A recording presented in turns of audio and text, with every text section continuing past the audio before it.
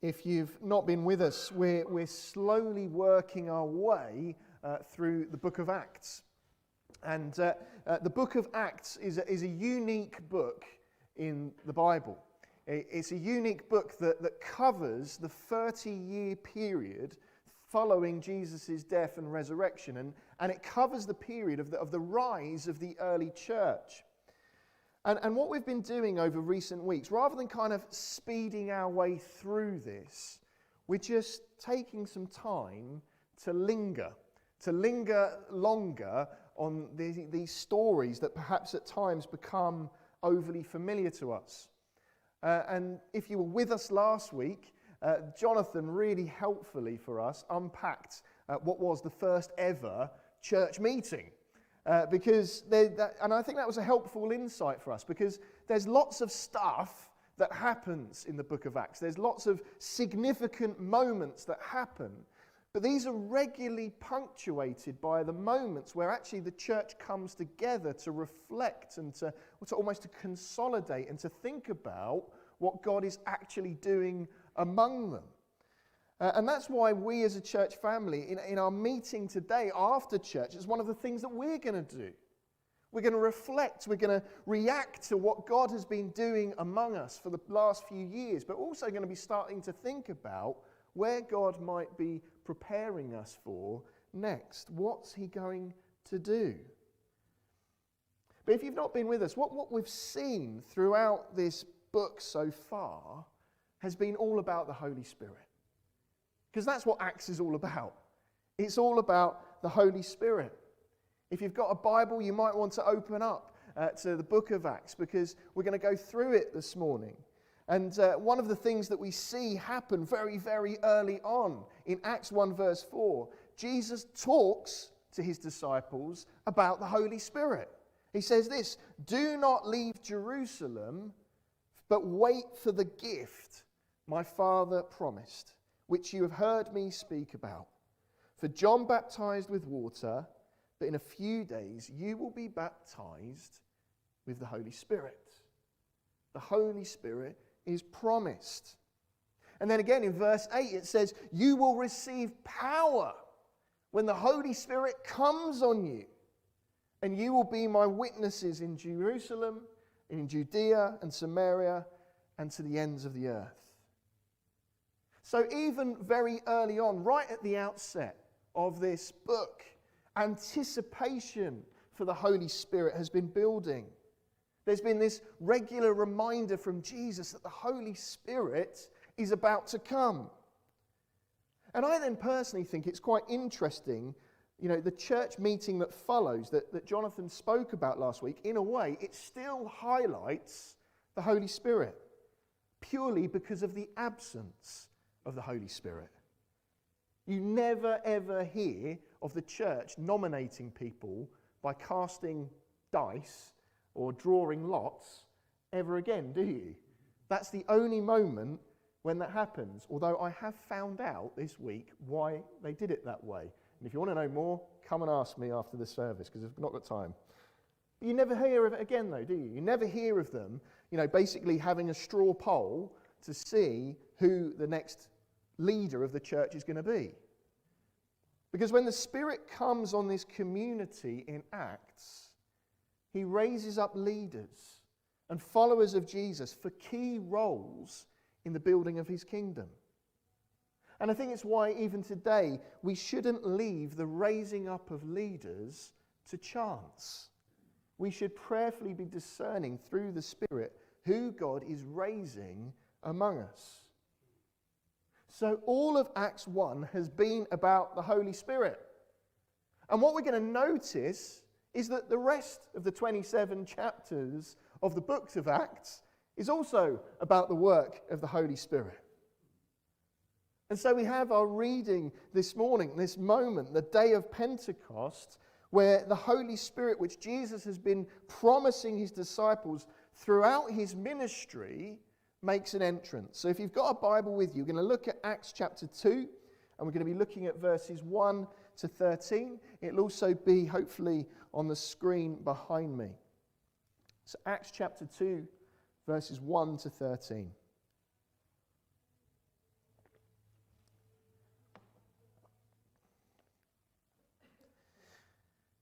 When the day of Pentecost came, they were all together in one place. Suddenly, a sound like the blowing of a violent wind came from heaven and filled the whole house where they were sitting. They saw what seemed to be tongues of fire that separated and came to rest on each of them. All of them were filled with the Holy Spirit and began to speak in other tongues as the Spirit enabled them. Now there were staying in Jerusalem God-fearing Jews from every nation under earth. When they heard this sound, a crowd came together in bewilderment because each one heard them speaking in his own language. Utterly amazed, they asked, "Are not all these men who are speaking Galileans? Then how is it that each of us hears them in his own native language?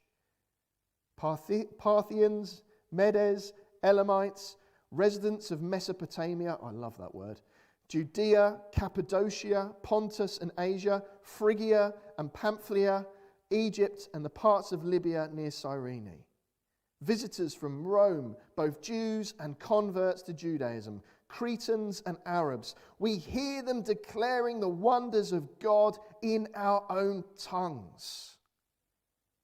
Amazed and perplexed, they asked one another, "What does this mean?"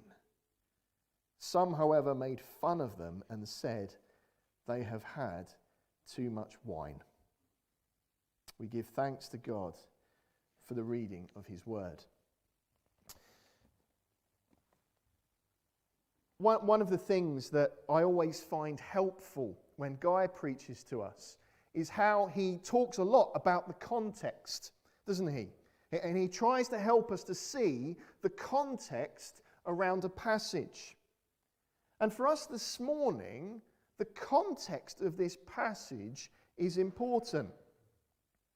I think that whenever we talk about Pentecost in church life, we immediately go to the fact that this was the moment the Holy Spirit filled the church. When we talk about Pentecost, we also might talk about Pentecostalism as well, mightn't we? And our brothers and sisters in the Pentecostal denomination, where there's a much more charismatic move of the Spirit in their worship and shared life together. I don't know if you know this, actually Pentecost existed before this moment. It's not that Luke, the writer of Acts, is labeling what happens in this moment as Pentecost. It's the fact that Pentecost itself was already a Jewish festival and the disciples were together celebrating.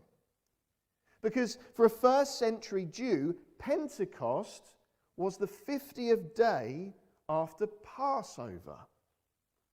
And it was the day when the farmers brought their first sheaf of wheat from the crop and they offered it to God. And that was partly as a sign of gratitude, but it was also a prayer that the rest of the crop that they gathered in would be good too. And because of this, Pentecost has this name. It's labelled the Festival of First Fruits. And that bringing in of the sheaf was a symbol of that, bringing in of the first fruits. And immediately, in thinking about that, our minds start going to the fruits of the Spirit, don't they? We start thinking of, how does the song go? Love, joy, peace, patience, kindness, gentleness, self-control. Can you do that? I don't, Guy does it better than me. But if Pentecost is the festival of first fruits, then what is happening in Acts is the first fruits of the Spirit being poured out on the church. But it's also more than that. The two festivals, Passover and Pentecost, together, they were an important part of Jewish life because they awakened the echoes of the Jewish people, the story of the Exodus from Egypt. If you remember the story, Passover was the time when the lambs were sacrificed and their blood was daubed on the lintel posts of their doors. And God passed over the people of Israel and he judged the people of Egypt. And in doing that, he allowed the Israelites to be free from their slavery to Pharaoh. So that was Passover. And then 50 days later, after Passover, on the day that they would call Pentecost, they come to Mount Sinai where they received the law, the commandments of God as to how they're going to live out their shared life together.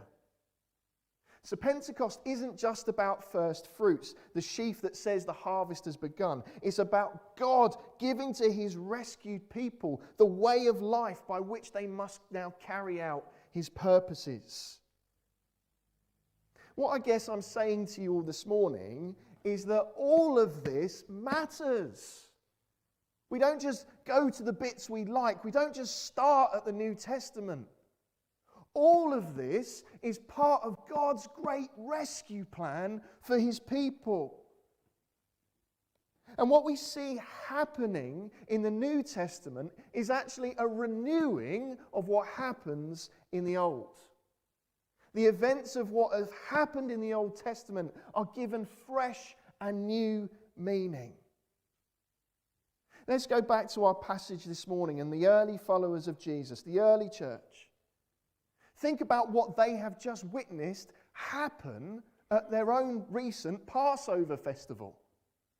Jesus has just given his life for them on a cross, taking on the sin of the world in order that we might be saved. This is why he's called the Lamb of God. Because through the blood of Jesus, we can know freedom. Amen. Just like the Passover lamb saved the Israelites in the Exodus story, we know salvation. We are saved through the blood of Jesus. So that's what's just happened at Passover. And then 50 days later at the festival of Pentecost, on the day the Israelites celebrate God giving them the law, the Holy Spirit comes and is poured out on them. Think about it this way. Think back to Exodus. Moses, he goes up to the mountain, doesn't he? He goes up to Mount Sinai, and it's there that he receives the law. And what he does is he comes down from the mountain and he gives the law to the people, doesn't he? What we see happening at the beginning of Acts is Jesus goes up to heaven. He ascends to heaven. And he comes down and pours out his Spirit on all people. It's a renewal, a refresher, a new meaning of what we see in the Old. There's no longer going to be a written law carved on tablets of stone, but there's going to be the dynamic energy of the law that's going to now be written on human hearts. The Holy Spirit. Let's check out what happens. Acts 2, verses 2 to 4. Suddenly, a sound like the blowing of a violent wind. Notice how they use a simile there. It's like the sound of a blowing wind, of a violent wind. And it comes from heaven. They don't know where it's coming from. And it fills the entire house where they're sitting. Everybody is aware of it. They then saw what seemed to be tongues of fire. Once again, words can't describe it. Seemed to be like is used. And they separated and came to rest on each of them. Now, lots of people have tried to draw pictures of what that might look like. And it's a struggle, isn't it, to think about what that might look like. But the new believers had little tongues of fire above their head. And that's significant as well. Because think about the temple, where the fire of God had historically burned. It was almost as if God was saying, I've moved out of my house now. And I've moved into you. I've made a new home in you. You're not going to need a temple anymore. I'm going to be with each and every one of you always. It then says in verse 4, all of them were filled with the Holy Spirit and began to speak in other tongues, other languages, as the Spirit enabled them. Now what's interesting is that this clearly wasn't like a heavenly Babel, if you understand what I mean by that.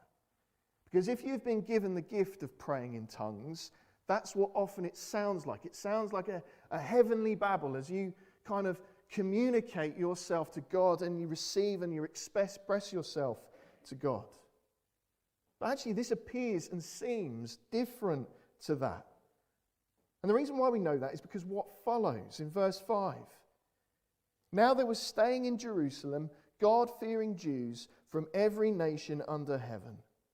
When they heard this sound, a crowd came together in bewilderment because each one heard their own language being spoken. Utterly amazed, they asked, aren't all these who are speaking Galileans? Basically what they're saying is, aren't these the village thickos? Because how is it that each of them hears them in our native language? You know, the Galileans were uneducated. They wouldn't have been multilingual. And I guess as well, if we were to compare it to now, they'd have had a very heavy accent.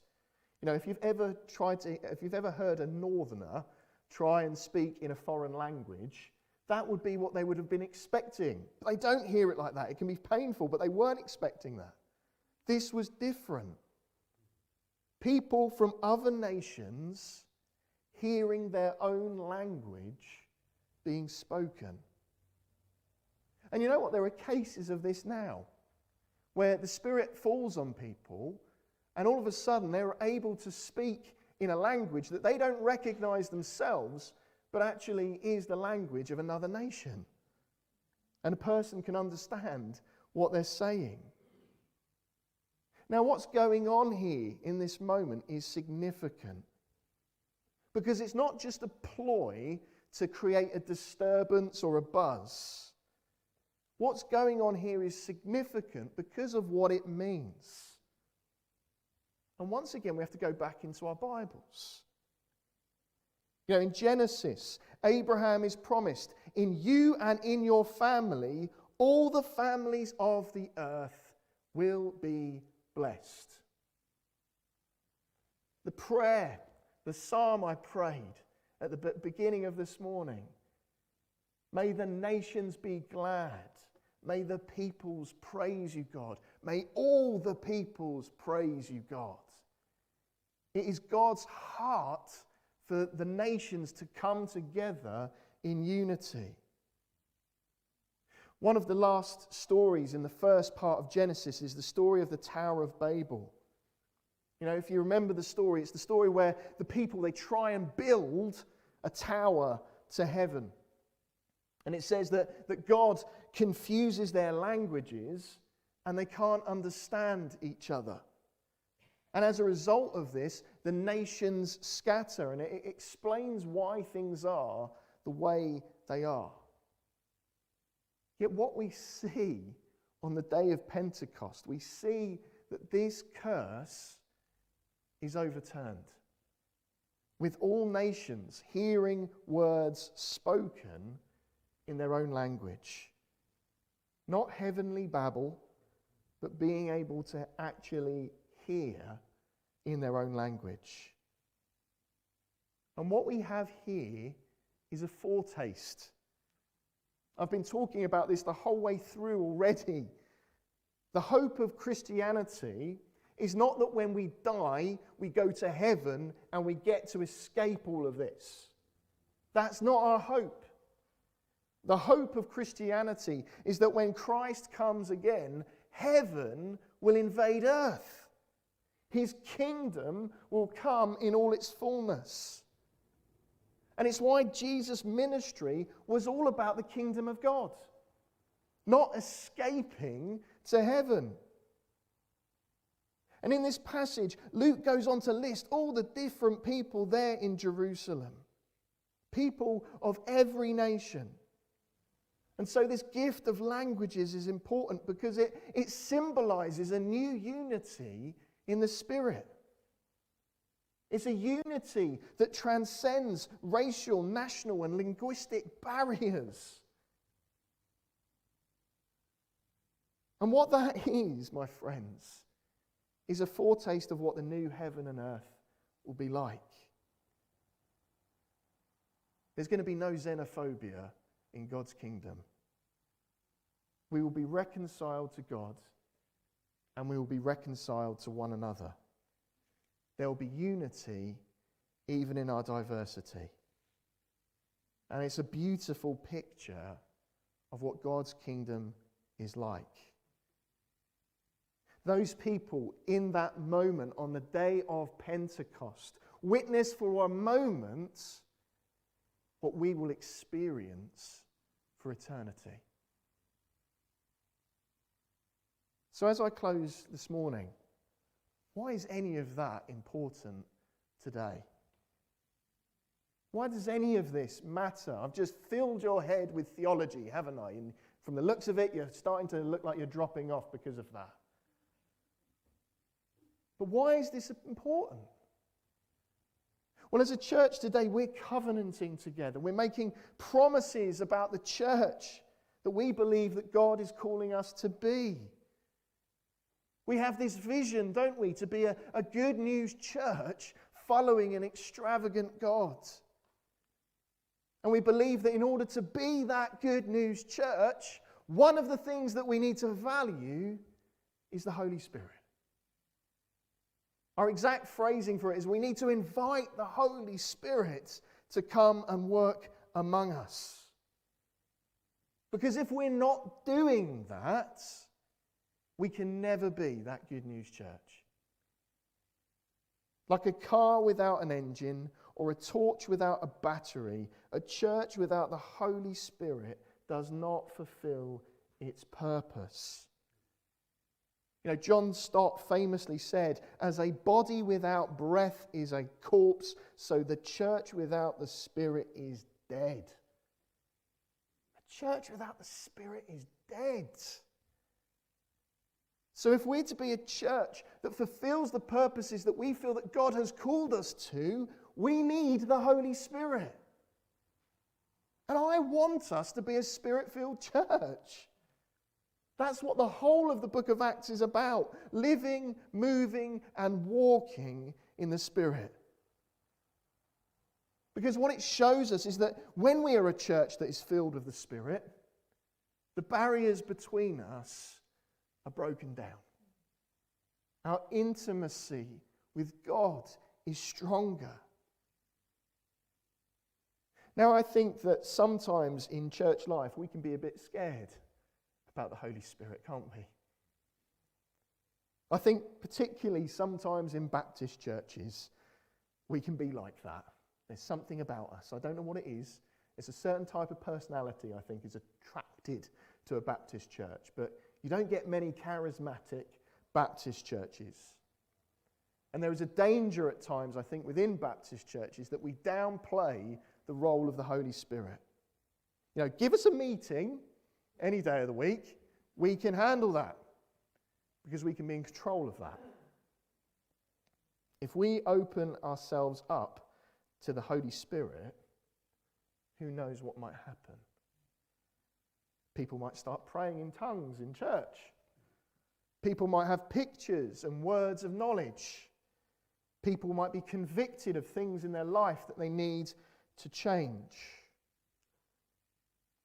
In thinking about our passage this morning, I think a good question to ask is this: has anything happened in our shared life together as a church to make people who are on the outside think that we are drunk? Because that's what happens here, doesn't it? I think that sometimes we're so concerned about appearances and what other people think about us that we're so resistant to the Spirit actually doing something. You know, I think of those moments where we invite people, you know, if you want to come up afterwards and pray, we do the altar call, you know, if you want to come and receive prayer. And, you know, every now and then you might get one person come up and receive prayer.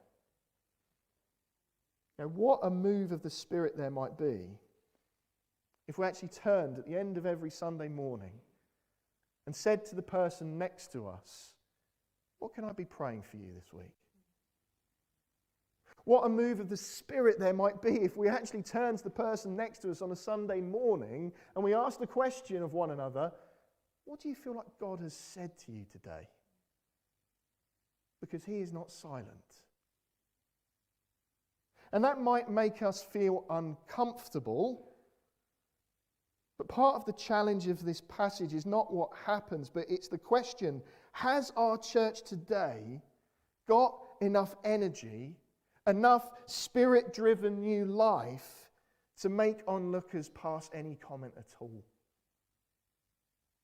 Could someone just slip in and out of church on a Sunday morning without going, well, that was a bit weird?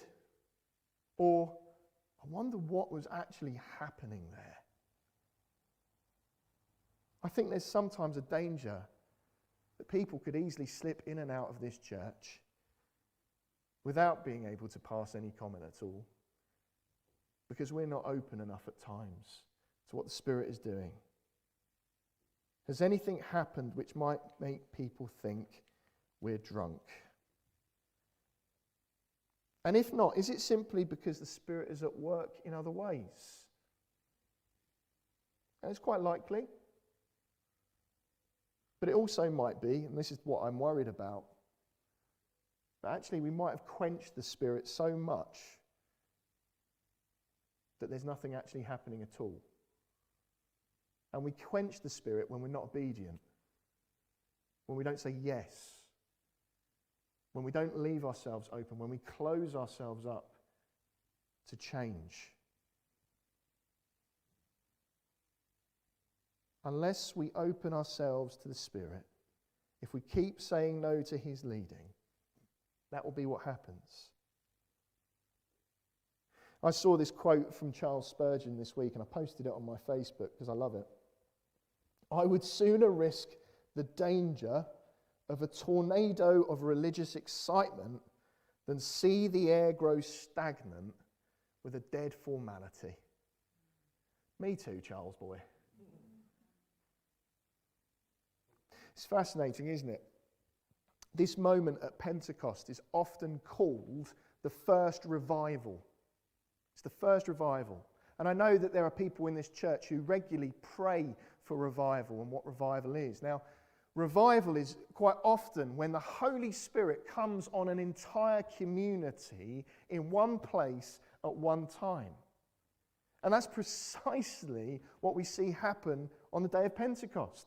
The Holy Spirit comes and he fills everybody. The Holy Spirit fills everybody. And there are instances in church life, in church history, where the Holy Spirit comes in such a way upon the people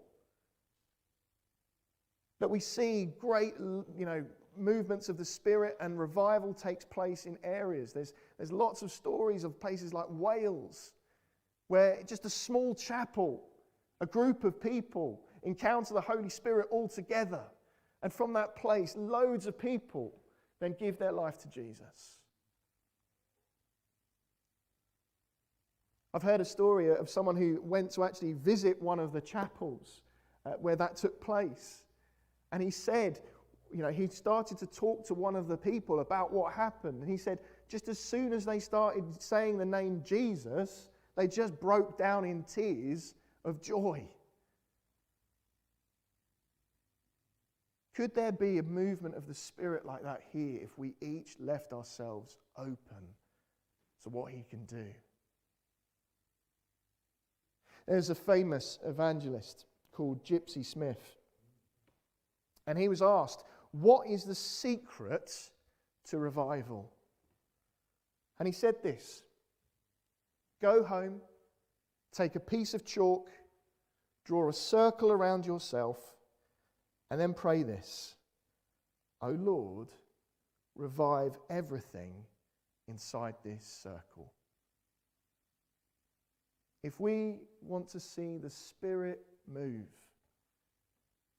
if we want to see the breath of God on this church, then we need to leave ourselves open to the Spirit's moving. And that starts with us. We're not waiting for other people to have it happen to them. We have to be open in our own lives to what the Spirit might do, what the Spirit might convict us of, what God might say to us. And when He does that, we will see lives transformed. We will see His kingdom grow and flourish. Because it's out of this moment here that we see 30 years that change the face of the earth. Are we going to be a church that is open to the Spirit? Let's pray.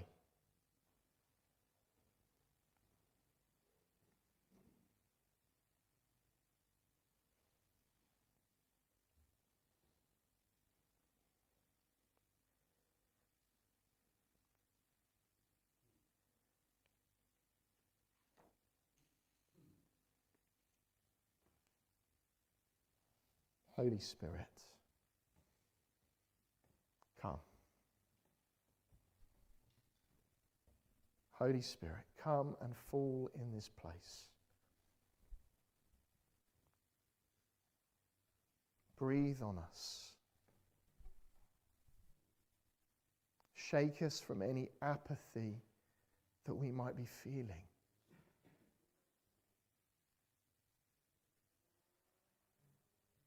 Fill us with your joy. Fill us with your love, your patience, your kindness, your gentleness, your self-control. Fill us with your faithfulness.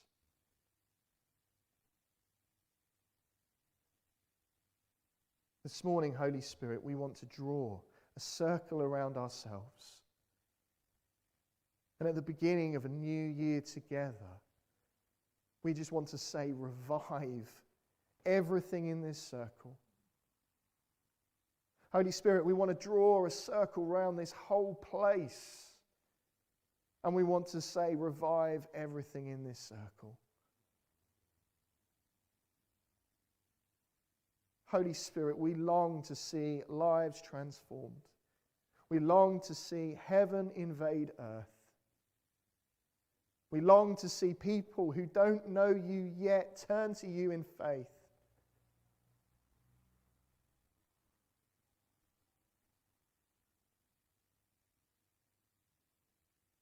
Come and build your kingdom, Lord. Come and build your kingdom in this place. Fill us with your Spirit.